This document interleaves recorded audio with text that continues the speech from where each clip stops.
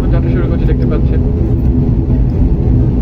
উদ্যয়নের জন্য আমার 4 নাম্বার সিকোয়েন্সে হালকা একটু দেরি হবে এবং আশা করছি আজ 13 বা 15,000 ফিট উচ্চতা হয়ে যাবে। এটা ট্রাফিক সিচুয়েশনের উপর ডিপেন্ড করবে।